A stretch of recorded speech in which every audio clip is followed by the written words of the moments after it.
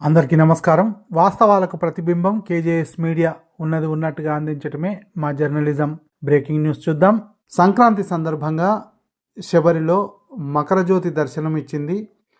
అక్కడ అయ్యప్ప భక్తులతో కొండంతా కిటకిటలాడింది. స్వామియే శరణమయ్యప్ప అంటూ నినాదాలతో కొండ మారుమోగింది. ఇప్పుడు దానికి సంబంధించినటువంటి విజువల్స్ చూద్దాం. ఈ వీడియో నచ్చినట్టయితే లైక్ చేయండి, షేర్ చేయండి. మరిన్ని వీడియోల కొరకు మా ఛానల్ సబ్స్క్రైబ్ చేసుకోండి.